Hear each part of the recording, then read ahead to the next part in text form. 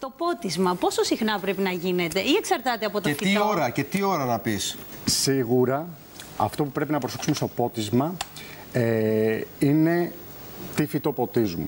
Τα περισσότερα ανθόφυτα θέλουν να στραγγίζουν, δηλαδή κάνουμε συχνά ποτισματάκια και από λίγο. Από εκεί και πέρα. Αυτό που βλέπουμε δηλαδή ότι το πνίγουμε τη γλάρια είναι ό,τι χειρότερο δηλαδή. Είναι πολύ μεγάλο λάθος, γίνεται συχνά. Εγώ το κάνω, βάζω εκεί πολύ νερό, νομίζω ότι το βοηθάω, ότι του κάνω καλό. Και πρέπει να προσέξεις και στο πιατάκι, να μην κρατάει νερό στο πιάτο της γλάστρας. Αυτό πρέπει να το αδειάζεις. Αλήθεια, και εγώ βάζω για να υπερχειρίζει. Αυτό μπορεί να είναι μια λύση κάποιες μέρες που θα λείψεις. Για να απορροφήσει ίσως λίγο το φυτό από κάτω, λίγο νερό. Αλλά γενικά να το αποφεύγουμε. Είναι βασικό λάθος που κάνουμε και... Τώρα, εάν είναι να λείψουμε για κάποιες μέρες λόγω διακοπών ή να λείψω, ας πούμε, μια εβδομάδα να πάω κάπου, είναι καλό λίγες μέρες πριν να έχω ξεκινήσει να μην ποτίζω κάθε μέρα τα φυτά και να ξεκινήσω μέρα παραμέρα, ούτως ώστε να συνηθίσει σιγά-σιγά.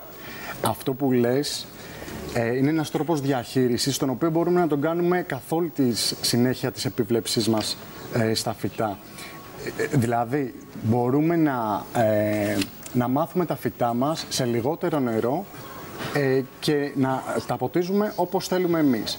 Αλλά καλό θα είναι όταν ξέρουμε ότι θα φύγουμε να πάμε σε μια λύση, σε μια εγκατάσταση αυτόματου ποτισμού, να είμαστε σίγουροι ότι επιστρέφοντας θα βρούμε τα φυτά μας ακέρα. Έχω δει και στην αγορά αυτό που λες το αυτόματο πότισμα, αλλά για κάθε φυτό, ας πούμε, για μικρά γλαστράκια που έχουν ένα μπουκαλάκι που κάνει μόνο του αυτόματο. Είναι εύκολο αυτό για ένα μπαλκόνι, γιατί τώρα πώς να έχεις κεντρικά συστήματα αυτόματου? Υπάρχουν είναι μόνο πάρα για πολλές εκεί, στο λύσεις μπαλκόνι. Ναι. Στο εμπόριο. Αυτό είναι μια λύση η οποία όμως θα σου έλυνε τα χέρια για 5-7 μέρες, όχι παραπάνω.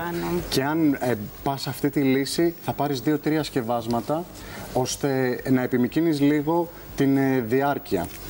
Από εκεί και πέρα όλα αυτά είναι λίγο ημίμετρα.